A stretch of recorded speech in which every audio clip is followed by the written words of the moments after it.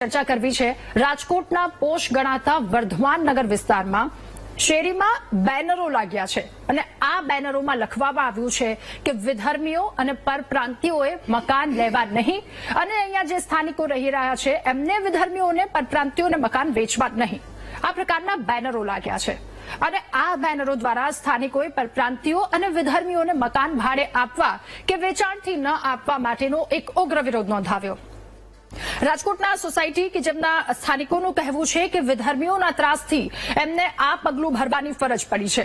આ વિસ્તાર મુખ્યત્વે જૈન અને સોની પરિવારોનો વસવાટ ધરાવે છે। એમણે આ વિસ્તારને તાત્કાલિક અશાંત ધારા હેઠળ લાવવાની માંગ કરી છે। સ્થાનિકે આ મુદ્દે પોતાનો રોષ વ્યક્ત કર્યો છે અને તેમણે જણાવ્યું હતું કે આ વિસ્તારમાં મોટા ભાગે જૈન પરિવારો વસવાટ કરી રહ્યા છે જેઓ લસણ અને ડુંગળી પણ નથી ખાતા, જ્યારે વિધર્મી લોકો માંસ મટનનું સેવન કરતા હોવાથી તેમને મુશ્કેલીનો સામનો કરવો પડે છે। ત્યારે આ વિસ્તારમાં અશાંત ધારો લાગુ કરવો જરૂરી છે અને એક એવી રજૂઆત પણ તેમના દ્વારા કરવામાં આવી કે બાળકોને લઈને પણ ક્યાંક ઇન્સિક્યોરિટી દેખાઈ રહી છે, મહિલાઓને લઈને પણ તેમને થોડુંક એ પ્રકારની પરિસ્થિતિ ઉભી થઈ છે। આ રજૂઆતો તેમની અને રાજકોટ શહેરના કેટલાક સંવેદનશીલ વિસ્તારમાં વિધર્મીઓની વસ્તી વધતા આવા વિસ્તારોને વહીવટી તંત્ર દ્વારા અશાંત ધારા હેઠળ અગાઉ પણ સમાવેશ કરવામાં આવ્યો છે। આ સિવાય અન્ય 5 જેટલા વિસ્તારોમાં મિલકત ખરીદી કરતા વિધર્મીઓ દ્વારા મિલકત ખરીદી કરતા આ 5 સોસાયટીના રહીશો દ્વારા કલેક્ટરને આવેદનપત્ર પાઠવી અશાંત ધારો લાગુ કરવા માંગ કરી છે। આ થઈ એક રાજકોટની વાત, જ્યાં રાજકોટમાં અલગ અલગ વિસ્તારમાં અગાઉ પણ આ માંગ કરવામાં આવી। હવે અમદાવાદમાં 74 જેટલા વિસ્તારોનો સમાવેશ કરવામાં આવ્યો, જે થઈ 770 જેટલા વિસ્તારો કે જ્યાં અશાંત ધારો લાગુ થયો।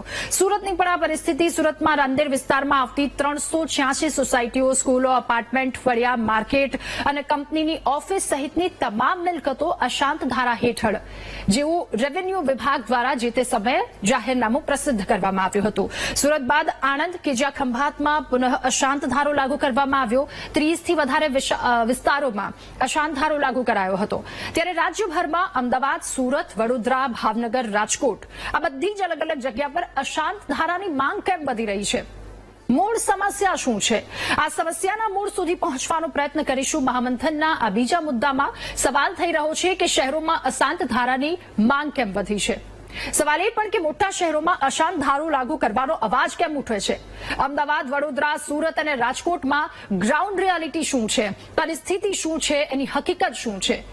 કઈ પરિસ્થિતિના કારણે શહેરોમાં અશાંત ધારાનો વ્યાપ વધતો જાય છે? અને સવાલ એ પણ કે હિન્દુ વિસ્તારમાં રહેતા લોકોની સમસ્યાના મૂળમાં શું છે? એના પર ચર્ચા કરીશું મહામંથનના આ બીજા મુદ્દામાં।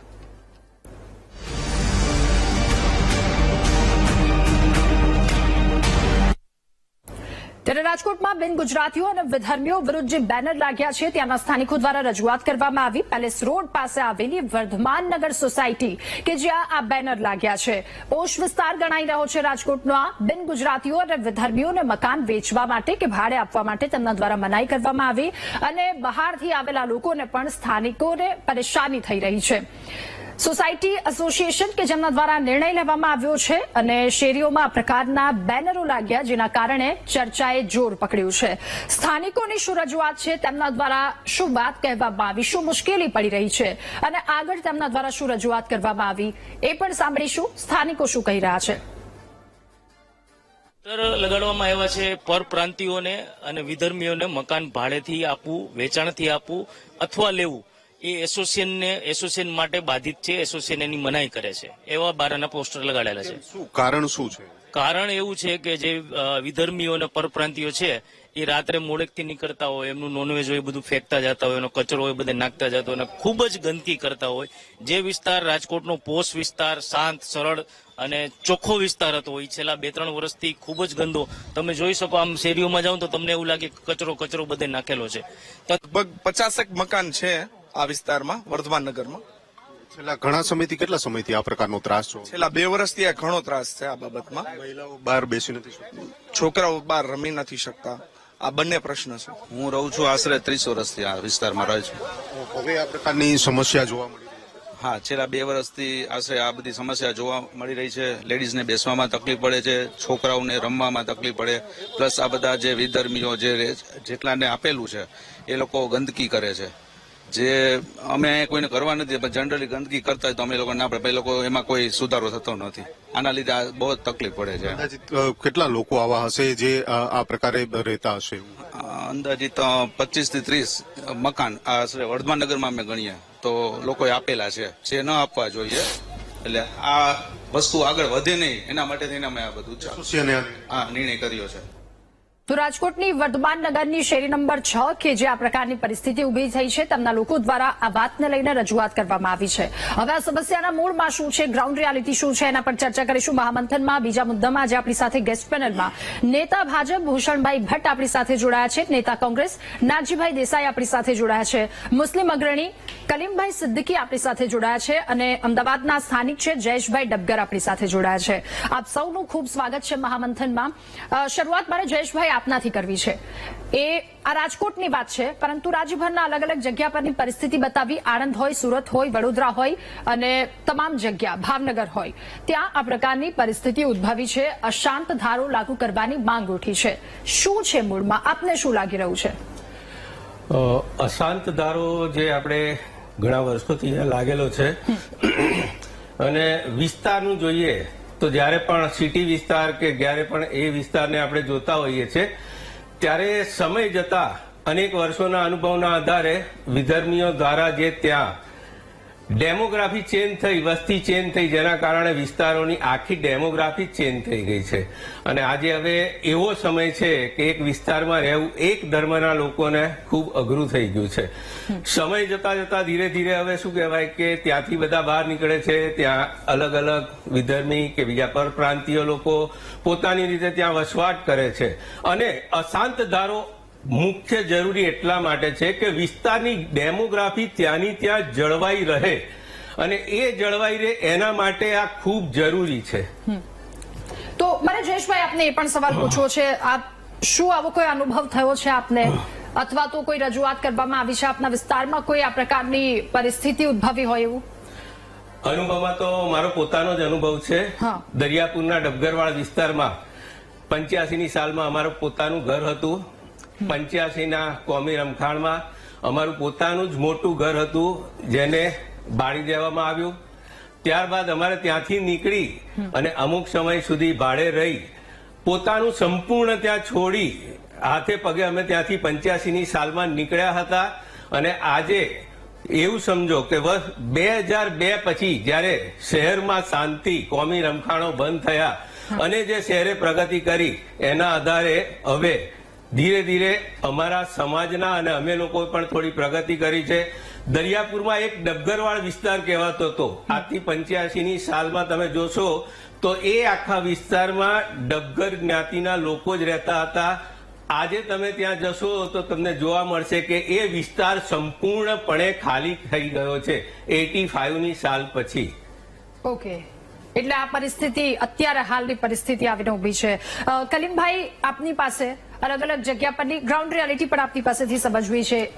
જે રજૂઆતો કરવામાં આવી રહી છે એ મકાનો પડાવી લેવાની વાત હોય કે પછી લવ જેહાદના કિસ્સાઓ હોય, આપને શું લાગે છે રાજ્યભરમાં આવી માંગ શા માટે વધી રહી છે? देखिए, जैसा इन्होंने कहा कि 85 के दंगे के बाद इनका घर जल गया था, उसकी वजह से जो है इन्होंने वो जगह छोड़ दी और दूसरी जगह चले गए. तो 2002 में नरोड़ा पाटिया है, वहां पूरा नरसंहार हुआ, आप सब जानते ही हैं. वहां आज भी वो मुस्लिम रह रहे हैं. तो डेमोग्राफी का दंगे से कोई लेना देना नहीं है. और रही डिस्टर्ब एरिया एक्ट की बात करते हैं, मैं अपना पर्सनल एक्सपीरियंस बताता हूं. अजीत मिल पे एक सफल की स्कीम है, 1600 दुकानें हैं. वहां पे आप खरीदने जाओगे तो अलग से कैश में 1,50,000 रुपए पर दस्तावेज के लिए चार्ज किया, जिसमें 50,000 वकील वगैरह की फीस होती है. 1 लाख रुपए जो पुलिस के लिए जाता है. यानी ये ओपन है, आप जाओ तो वो यानी बिल्डर आपको बताएगा कि भाई अशांत धारा के लिए जो है आपको 1 लाख रुपए देना ही पड़ेगा. और अशांत धारा जो है इसको एनओसी के लिए अभिप्राय जो है पुलिस देती है और डीसीपी के सिग्नेचर होते हैं. उसके बाद कलेक्टर जो है उसको अप्रूव करता है कि एनओसी देना है या नहीं देना है. तो ये जो है अशांत धारा हिंदू मुस्लिम करके लोगों के जहन में डाल दिया गया. इससे 2 फायदे हो रहे. एक तो जो सरकार है उसको आर्थिक फायदे हो रहे हैं और दूसरा फायदा ये हो रहा है वोट का भी फायदा हो कि हिंदुओं को डराए, यानी बीजेपी को, यानी विधर्मी यानी मुस्लिम, सीधी बात, पर प्रांतीय, मैं विधर्मी भी हूं और पर प्रांतीय भी हूं, दोनों हूं, तो मैं दोनों को रिप्रेजेंट कर रहा हूं। पर प्रांतीय और विधर्मी के नाम पे भाजपा जो है डरा रही है और आसान धारा जो है जिसको और पावर दे दी गई 2020 में अमेंडमेंट करके। डरा कैसे रही है अब कलीम भाई, डरा कैसे रही है? देखिए 1600 दुकान का 1 लाख यानी 1600 लाख, यानी 16 लाख नहीं 1600 लाख अकेले पुलिस की ताकत या कलेक्टर की ताकत नहीं कि खा जाए। ये पैसा सरकार को जाता है, भाजपा को जाता है, कमलम में जाता है। ठीक है, ठीक तो है, ये ठीक है। भ्रष्टाचार का मामला है। ઓકે નાગજીભાઈ, હવે આપની પાસે રાજ્યભરમાં અલગ અલગ જગ્યા પરની પરિસ્થિતિ જોઈ અશાંત ધારો લાગુ કરવાની માંગ શા માટે વધી રહી છે, આપને શું લાગે છે? મેં આ તમારા માધ્યમથી રાજકોટનું પણ જોયું. હું એવું માનું કે જ્યાં અશાંત ધારાની બોર્ડર લાઈન આવતી હોય, રોડ આવતો હોય, કોઈ નેરીઓ આવતું હોય, ત્યાં આવી ઘટનાઓ વધારે બનતી હોય છે. એટલે મારી દ્રષ્ટિએથી ત્યાં આગળ એમને હમણાં રહીશોની વાત સાંભળી કે ભાઈ આ ગંદકી થાય છે, આ થાય છે, અથવા નાના મોટા કોઈ ઘર્ષણો થાય છે, તો ત્યાં આગળ કાયદાની વ્યવસ્થાના ભાગરૂપે ત્યાં આગળ પોલીસની પણ વ્યવસ્થા રાખવી જોઈએ અને હેલ્થ વિભાગે સફાઈની પણ રાખવી જોઈએ. વાત રહી હવે આ પરપ્રાંતીય અને વિધર્મીઓની, તો આ બધું જે કાર્ય છે એ રાતોરાત ના થાય. આના માટે બંને પક્ષે પબ્લિકને સાથે રાખીને, ચૂંટાયેલા પ્રતિનિધિ સાથે રાખીને, સરકારી કર્મચારીઓ સાથે રાખીને આમાં સત્ય શું છે, હકીકત શું છે, તકલીફ શું છે, આ લાંબા ગાળાનો વિષય છે. રાતોરાત આનું પ્રશ્નનું સોલ્યુશન મને નથી દેખાતું, એમાં આ શાસનમાં તો બિલકુલ નથી દેખાતું. કેમ કે આમાં દહીંમાં અને દૂધમાં હાથ રાખવા વાળા શાસનમાં બેઠા છે, એટલે પબ્લિકને ન્યાયની આશા ઓછી હોય છે. પણ તમારા વીટીવી રાતોરાત મળી જાય, વીટીવી હા વીટીવી આમાં માધ્યમિક બને અને વચ્ચે રસ્તો કઢાવે અને પ્રજાને કોઈ પક્ષે તકલીફ ન પડે અને કોઈ નાના માણસને તકલીફ ન પડે, સોસાયટી વાળાને ના પડે. અને જે બોર્ડર લાઈનની જ્યાં જ્યાં અસંત ધારાઓ છે ત્યાં સમસ્યાઓ મેં મારા જાહેર જીવનમાં જોઈ છે, બીજે ઓછી હોય છે. પણ જ્યાં જ્યાં બોર્ડર લાઈન આવતી હોય છે કે અહીંયા અસંત ધારો ચાલુ થાય છે અને અહીંયા પૂરો થાય છે, એમાં હું માનું ત્યાંથી 50-100 ફૂટનું જ અંતર હોય છે, વધારે નથી હોતું, રોડ રસ્તો જ હોય છે.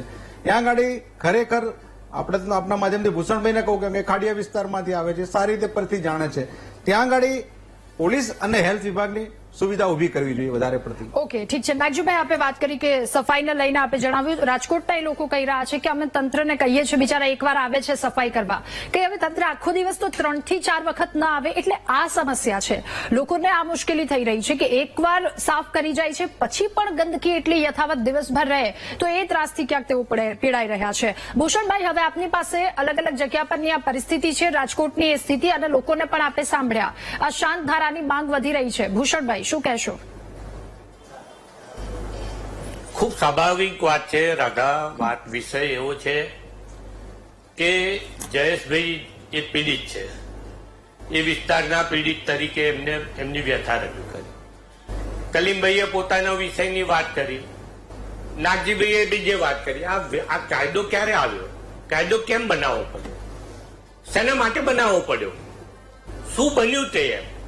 1985-86 નાગજીભાઈ આપની સરકાર હતી, ત્યારે ગુજરાત અને અમદાવાદ ગુજરાતની અંદર અશાંત વિસ્તારની પરિસ્થિતિનું જે નિર્માણ થયું, ત્યારે 15-16 ધારાસભ્યો વિપક્ષના હતા અને લોકોની માંગ હતી. આજે કોટ વિસ્તાર તમે હમણાં વાત કરી ને નાગજીભાઈ, તમે આજે અહીંયા આવીને જુઓ તો ખરા, જે દરિયાપુર હોય, કાલુપુર હોય, જમાલપુર હોય, રાયખડ હોય, ખાડિયા હોય, શાહપુર હોય, આ બધા વિસ્તારો ખાલી કેમ રાજકોટની અંદર માત્ર રાજકોટમાં બોર્ડ લાગ્યા છે એવું નથી. કોટ વિસ્તારમાં અમદાવાદમાં પણ આજે અનેક સમયથી બોર્ડ લાગેલા છે, અનેક સમયથી જગ્યાઓ ઉપર લગાવેલું છે. પણ કાયદાનું આ કાયદો બનાવવા માટેનું કારણ શું હતું, એનો ધ્યેય શું હતો, એનો હેતુ શું હતો? તો એ ધ્યેય એ હતો, હેતુ શું હતો? શાંતિ, સલામતી અને સામાજિક સમતુલા જળવાઈ રહે એ વિસ્તારની અંદર. લઘુમતી સમાજના લોકો, લઘુમતી સમાજ શાંતિથી રહે, બાકીનો સમાજ પોતાના વિસ્તારમાં, પોતાના મકાનમાં શાંતિથી રહે. આ એનો જે હતો, એનો હેતુ હતો. આ સામાજિક સંતુલન જળવાય એ હેતુથી આ કાયદાનું બનાવ્યો 1985 થી 91 ને 91 ની અંદર એની અંદર હવે આજે નાગજીભાઈ તમને અહીંયા આવીને જુઓ, બાકીના વિસ્તારોની અંદર જુઓ કે ક્યાંક ને ક્યાંક આ કાયદાનું અર્થઘટન કરીને, કાયદાનું ઉલ્લંઘન કરીને જે પરિસ્થિતિનું નિર્માણ થાય છે, જે ગરીબ માણસ આજે કોટ વિસ્તારની અંદર ક્યાંક કોળમાં ક્યાંક ચાલીમાં રહે છે, એ વિસ્તારની અંદર રહેતા માણસને ક્યાંક કોઈ બીજા લોકો, પરપ્રાંતીય લોકો આવે ચોક્કસ આવે, પણ એ પ્રકારના લોકો આવે, પહેલું મકાન મોટી કિંમતમાં, મોટી એટલે એટલી બધી મોટી કિંમતમાં ખરીદાય, એટલે એનું જોઈને બાજુનું મકાન એનાથી ઓછી કિંમતમાં જાય. છેલ્લે જયારે નાગજીભાઈ જે પરિસ્થિતિનું નિર્માણ થાય છે, પોળમાં ચાલીમાં છેલ્લા 2-3-4 મકાન તો મફતના ભાવમાં પણ કોઈ ખરીદવા વાળું નથી હોતું. પણ મારી વાત એટલી છે કે કાયદાનું અર્થઘટન કરીને, કાયદાની ખોટું ઉલ્લંઘન કરીને જે પ્રકારે મંજૂરીઓ લેવાય છે, કે જે પ્રકારે મંજૂરીઓ મળે છે, એ દુઃખદ બાબત છે. કોણ અપાવે છે, કેમ અપાવે છે, એની પ્રાથમિક પ્રક્રિયાઓ શું છે, ઓકે, અહીંયા ઘર જુદી વાત કરવી. આ કાયદાને હું નિશ્ચિતપણે માનું છું કે સામાજિક સંતુલનતા જળવાય, શાંતિ સલામતી માટે જે વિસ્તારની અંદર, માત્ર અમદાવાદ નહીં, એ રાજકોટ હોય, વડોદરા હોય, સુરત હોય, ગુજરાતના 18,000 ગામની અંદર જે પરિસ્થિતિનું નિર્માણ છે, એટલે એ પરિસ્થિતિના નિર્માણની અંદર લોકો રજૂઆત કરે તો ક્યાં કરે? તો સરકારને કરે. સરકારને કરે તો કેમ કરે? કે પોતાને શાંતિ જોઈએ છે, પોતાને સલામતી જોઈએ છે, સામાજિક સંતુલનતા જળવાઈ રહે, માટે અશાંત વિસ્તાર ધારાના કાયદાનું જોગવાઈથી એની એ જળવાઈ રહે, એ માટેની માંગણી છે. નામદાર કલેક્ટરે પણ, નામદાર મામલતદારોએ પણ દસ્તાવેજો થતી વખતે એ જે પ્રકારે એનઓસી અપાય છે, એનું ચોક્કસપણે કોઈ વ્યક્તિ, કોઈ જાતિ, કોઈ ધર્મ જોયા વિના એનું ઉલ્લંઘન નથી થતું, એનું મૂલ્યાંકન થવું જોઈએ. અને એ મૂલ્યાંકન થયા પછી નાગજીભાઈ આપને કહું કે આપ આજે આવીને મારી પાસે, કાલે મારી પાસે આવો, આપની ટીમ, દાદા આપની કેમેરાની ટીમ મોકલો, કે જે ગરીબ માણસો આજે મકાન બહાર ખરીદી શકતા નથી, જે વેચી નથી શકતા, અને મકાન ખરીદવા માટે એની કોઈ કિંમત નથી આપવા તૈયાર, પણ મજબૂરીથી આજે એને એ ચાલીમાં રહેવું પડે છે. ઓકે ભૂષણભાઈ, એના મકાનની એને કિંમત નથી મળતી. ભૂષણભાઈ, આપની પાસે આ સંતુલનતા જળવાય માટે એ ધ્યાનમાં રાખી આ કાયદાનું અર્થઘટન ખોટું ના થાય, કાયદાનું કડકપણે પાલન થાય, એ માટેની સરકારની જોગવાઈ છે. ઓકે, ઠીક છે. નાગજીભાઈ, ટૂંકમાં જણાવો. મને એવું લાગ્યું કે નેમ પ્લેટ ફરી ગયું એવું લાગ્યું. ભૂષણભાઈ કોંગ્રેસના નેતાઓ એનું એવું મને લાગ્યું. અમારા વખાણ ખૂબ કર્યા એમને કે સારો કાયદો લાયા, સારી વાત કરીને લોકો સુખ શાંતિ રહી શકે. મને એવું લાગ્યું કે એમનું 30 વર્ષના શાસનનું કાંઈ બોલ્યા નહીં, કે આનું સોલ્યુશનની કોઈ વાત ના કરી. માત્ર એમને એમ કીધું કે સારું કર્યું ને શાંતિ થઈ ગઈ ને કાયદો થઈ ગયો ને આમ થઈ ગયું. પણ એમને એવું ના કીધું કે અમે 30 વર્ષની અંદર આ વસ્તુમાં ક્યાંય અમે નિકાલ નથી કરી શક્યા, કોઈ સારી વસ્તુમાં અમે પ્રજાનો ઉપયોગી નથી શક્યા. આજે આસાન ધારાનું સર્ટિફિકેટ રાધાબેન લેવું હોય ને તો 1.5 મહિનો રાહ જોવી પડે છે. કોઈ માણસે પોતાનું જે લીગલ મકાન વેચ્યું હોય, લીધું હોય. આજે એમના 30 વર્ષના શાસનનું ભૂષણભાઈએ ક્યાંય ઉલ્લેખ ના કર્યો, તો તમે 30 વર્ષમાં કઈ પ્રજા માટેનું કાર્ય કર્યું ખરું? કે આવું ને આવું જ ચાલુ રાખ્યું કે ભાઈ 85માં લોકોએ આમ કર્યું ને પેલા લોકોએ આમ કર્યું? તમારું શું 30 વર્ષના શાસનમાં? ઠીક છે ભૂષણભાઈ, આપ આ વાતનો જવાબ આપશો, પરંતુ બ્રેક માટે હાલ રોકાઈએ. 30 વર્ષના શાસનની અંદર ધર્મ અને જાતિ સિવાય લોકો શાંતિથી રહે, સલામત રહે અને શાંતિ જળવાઈ રહે, એ પ્રયત્ન થયા છે. મને આપે નાગજીભાઈ કીધું ને કે તમારા શાસનમાં રોજ ક્યારે કર્ફ્યુ થતો હતો, ક્યારે ધમાલ થતી હતી, એ ક્યારે થઈ જશે કોઈ ખબર નથી. પણ આ શાસનની અંદર શાંતિ મળી છે, સલામતી મળી છે, અને સલામતીની સાથે સાથે સામાજિક જે કહેવાય ને સમતુલા જળવાય, એ જાળવવાનો પ્રયત્ન એ આ સરકાર 30 વર્ષથી કરી રહી છે, જેના કારણે લોકો શાંતિથી રહે છે. ઠીક છે, ભાઈ આપણા કારણે નથી રહેતા, સરકારના પ્રયત્નોને કારણે રહે છે. ઠીક છે, જી ભૂષણભાઈ, આપની પાસે આવું છું વિરામ બાદ. હાલ બ્રેક લેવાનો સમય થયો, રોકાઈશું એક નાનકડા બ્રેક માટે, અને બ્રેક બાદ ચર્ચા યથાવત રાખીશું. Welcome back. મહામંથનમાં ચર્ચા કરી રહ્યા છે કે મહાનગરોમાં અશાંત ધારાની માંગ કેમ વધી રહી છે. રાજકોટ, સુરત, વડોદરા અલગ અલગ જગ્યા પરની પરિસ્થિતિ આપણે સૌ કોઈએ જોઈ. જયેશભાઈ, ફરી એકવાર આપની પાસે આપે જણાવ્યું કે 85માં એક ઘર ખાલી કરવું પડ્યું હતું. ઘર એટલે એક સપનું જે 2-5 વર્ષમાં પૂરું ન કરી શકાય, અને એ સપનું તૂટે ત્યારે કઈ પરિસ્થિતિ હોય એનો અંદાજ પણ ન લગાવી શકાય. તો આ પરિસ્થિતિ 85 થી 25 ફરી એકવાર ઘર લેવા માટે કેટલી મુશ્કેલી પડી, અને શું આપને લાગે છે કે આ બધા વસ્તુ પાછળ કઈ કઈ વસ્તુ એમાં ઇફેક્ટ કરે છે? એ સામાજિક સંતુલન બગડતું હોય કે પછી લવ જેહાદના કિસ્સાઓ હોય જે સૌ કોઈ ડરતા હોય? જયેશભાઈ, સાચી વાત છે. તમે જેમ કીધું એમ કે 85માં જયારે હાથે પગે ઘરેથી બહાર નીકળ્યા, ઘરને બળતું આંખો સામે જોયું હતું, અને ત્યાંથી નીકળ્યા પછી એક ભાડાના મકાનમાં રહી અને ધીરે ધીરે એમાંથી આગળ વધીને આજે કદાચ 2025માં એટલે લગભગ 5 વર્ષ પહેલા અમારું પોતાનું એક ઘર થયું. આ પરિસ્થિતિ એટલી ગંભીર, એ જે નજરે જોયેલી, અને આ વિસ્તારની જે રીતે ધીમે ધીમે એની જે ડેમોગ્રાફી બદલાઈ, આજે પણ એ વિસ્તારમાં, હું પોતે આજે દરિયાપુર વિસ્તારમાં જ રહું છું, ત્યાં રહેતા લોકો, જેમ ભૂષણભાઈએ કીધું કે પહેલું ઘર ઊંચી કિંમતે વેચાય, બીજું કિંમત ઊંચી કિંમતે વેચાય, અને ત્યારબાદ બાકીના ઘરની કોઈ કિંમત જ ના હોય. માણસ અંદર રહી ના શકે અને બહાર નીકળી ના શકે. આ પરિસ્થિતિ અત્યારે એ વિસ્તારમાં સર્જાતી હોય છે, અને એટલા માટે જ મારું તો એવું માનવું છે કે અશાંત ધારાનું ખૂબ જ કડક રીતે પાલન થાય, અને દરેક જ્ઞાતિના અથવા તો ધાર્મિક રીતે ત્યાં સંતુલન જળવાય, તો દરેક જ્ઞાતિના કે ધાર્મિક લોકો શાંતિથી ત્યાં રહી શકે અને પરિસ્થિતિ સંતુલન રહી શકે. બિલકુલ. કલીમભાઈ, ફરી એકવાર આપની પાસે. એટલે આમાં ક્યાંક ને ક્યાંક લોકોને એક પ્રકારનો ડર પણ સતાવતો હોય છે, કારણ કે સતત લવ જેહાદના કિસ્સા, એ વડોદરા હોય, એ સુરત હોય, જ્યાં સચિનમાં 17 વર્ષીય યુવતી સાથે આ પ્રકારની કરતૂત કરવામાં આવી હતી. વડોદરાની એ 2 ઘટનાઓ, સુરત, અને ઘણી બધી છે જેનાથી કોઈ અજાણ નથી. તો આ એક ડર પણ સતાવી રહ્યો છે, અને છેલ્લે હેતુ તો એ છે કે સૌહાર્દપૂર્વક જે પોતાની જગ્યાએ રહી છે ત્યાં શાંતિથી રહી. देखिए, लव जिहाद, एंटी लव जिहाद, ये समाज है, ये सारी बातें होते रहती है, कोई नई चीज नहीं है, आज हुई है. जब अंग्रेज थे तब भी होती थी ये चीजें, मुगल थे तब भी होती थी, तो ये कोई नई चीज नहीं है. तो दूसरी चीज ये है, ये और ये असुरक्षित अगर महसूस कर रहे हैं, इतने समय से लंबा शासन रहा भारतीय जनता पार्टी का, तो ये भारतीय जनता पार्टी की कमी है कि वो उन हिंदुओं को जो उनको वोट करते हैं उनको सुरक्षा नहीं दे सकी.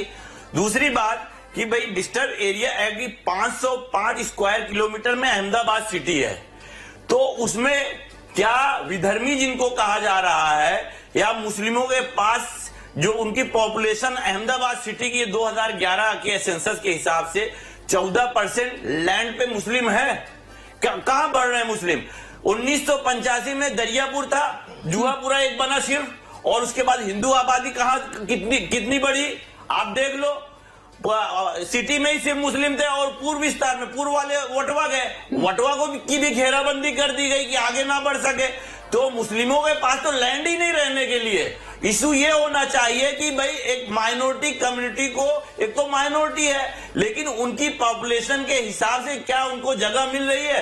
जो मकान निकोल में 30 लाख 40 लाख में मिलता है जिस कंडीशन में, वही बापूनगर के मुस्लिम एरिया में 80 लाख में मिलता है, डबल कीमत में. मुस्लिमों को डबल कीमत है क्योंकि उनके पास कमी है, डिमांड ज्यादा है, उसके सामने सप्लाई नहीं है. ઓકે, ઠીક છે. નાગજીભાઈ, મારા આપની પાસેથી અંતિમ પ્રતિક્રિયા મેળવવી છે. હવે આમાં શું કરી શકાય? આપને શું લાગી રહ્યું છે?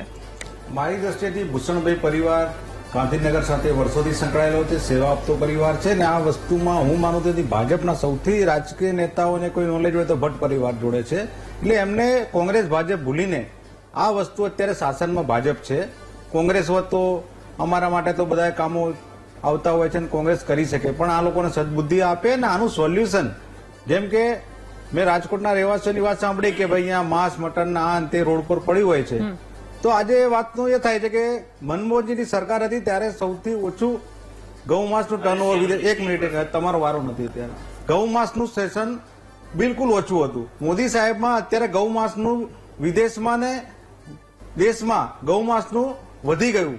આજે આપણે કહીએ છીએ કે તમે ભારતીય જનતા પાર્ટી વાળો બે મોઢાની વાતો કર્યા વગર રાજકોટની, અમદાવાદની, સુરતની જે તે મહાનગરપાલિકા વડોદરાનો ઇસ્યુ છે, કોઈને તકલીફ ના પડે એ રીતનું સોલ્યુશન લાવવાની તમે બહાર આવો. તમે મતોનું રાજકારણ છોડી દો. પબ્લિકને કોઈ તકલીફ ના પડે, એની પ્રોપર્ટીને કોઈ તકલીફ ના પડે, એનો ભાવ ના ઘટે, એના માટે શું કરી શકાય પોઝિટિવ રીતે. આજે ભટ્ટ પરિવાર કરી શકે કે હું વાકેફ છું એટલે એમને કહું છું, ખાડીયામાંથી આવે છે. કદાચ ભાજપના બધા નેતાના નોલેજ નહીં હોય અસાન ધારાનું, એટલે અસાન ધારા માટે કોઈની નુકસાન માલ મિલકત ના થાય. પોઝિટિવ વિચારો, તમારા જે મતો લેવાનું આવે ત્યારે તમારે જે કરો છે એ બધું કરજો. ઠીક છે ભૂષણભાઈ, આપની પાસેથી અંતિમ પ્રતિક્રિયા અને સાથે બોર્ડમાં શું કરીએ તો આ હટાવી શકાય સમસ્યા? જો નાકીભાઈએ જે વાત કરી, સલીમભાઈએ જે વાત કરી, મારે આપના માધ્યમથી દર્શકો મિત્રોને કહેવું છે. સલીમભાઈએ જે વાત કરી લવ જેહાદના કાયદા, તો લવ જેહાદના કાયદા માટે કડક કાયદો બનાવવાનું કામ કોને? સરકારનું કામ શું છે? તો કાયદો બનાવવાનું છે, જનતાને રક્ષણ આપવાનું કામ. અને રક્ષણ આપવાનું કામ છે ત્યારે એ કામ સરકાર કરી રહી છે. મને દુઃખ સાથે કહેવું પડે કે નાકીભાઈ, તમે કોંગ્રેસ તરીકે આજે વાત કરજો, તમારા ધારાસભ્ય તો અશાંત વિસ્તાર ધારો નાબૂદ થાય એ માટે રજૂઆત કરે છે. તમારા ધારાસભ્ય વિધાનસભામાં બિન સરકારી સંકલ્પ લાવે છે અને વિસ્તારની અંદર જુદી વાત કરવી, હાઉસની અંદર જુદી વાત કરવી, આ પ્રકારની પ્રક્રિયા લોકોએ જોઈ લી છે. મારે કહેવું પડે કે અશોકભાઈ ભટ્ટ જ્યારે કાયદા પ્રધાન હતા ત્યારે કલીમભાઈ ઉપરોક્ત વિધાનથી ગુજરાત વિધાનસભાની અંદર પણ જે પ્રમાણે જે રીતના કાયદાકીય કામગીરી કરી છે, એ કાયદાકીયથી આ આખી વાતને, મારી વાત એટલી છે કે સામાજિક સમતુલા જળવાઈ રહે. કાયદો કોઈ પણ પ્રકારનો એ લવ જેહાદનો હોય, એ શિક્ષણનો હોય, એ અશાંત ધારાનો હોય, તો લોકોને શાંતિથી રહેવું છે. ને જે વિસ્તારની અંદર જે સમુદાય રહે છે એ વિસ્તારમાં શાંતિથી રહે, એની માંગ છે. એ માંગ એ કોને રજૂ કરે? સરકારને રજૂ કરે. અને સરકારે પણ એ દિશાની અંદર કાયદો કડક, ક્યાંક કાયદાની ઢીલાસથી કામ લેવાતું હોય તો એ કાયદાનું કડક અમલ થાય એ દિશાની અંદર સરકારે કામગીરી કરી રહી છે. ત્યારે આ દિશાની અંદર જયારે સરકાર કામગીરી કરી રહી હોય ત્યારે આખી સામાજિક સંતુલન વ્યવસ્થા ના તૂટે અને સમાજની અંદર જેમ 2000થી આજની. ઠીક છે, થોડો ટેકનિકલ પ્રોબ્લેમ આવી રહ્યો છે. આપ સૌનો આભાર મહામંથનમાં અમારી સાથે જોડાવા બદલ, આ મુદ્દા પર ચર્ચા કરવા બદલ. તો અલગ અલગ જગ્યા પર બેનરો લાગ્યા છે, માંગ કરવામાં આવી રહી છે આ તમામ વાતને લઈને. ત્યારે હવે સમસ્યા અને તેનું નિરાકરણ શું લાવવામાં આવ્યું છે ત્યાં સૌ કોઈની નજર મહામંથનમાં. હાલ બસ આટલું જ. વધુ સમાચાર અપડેટ્સ માટે આપ ડાઉનલોડ કરો VTV ન્યૂઝની એપ્લિકેશન. નમસ્કાર.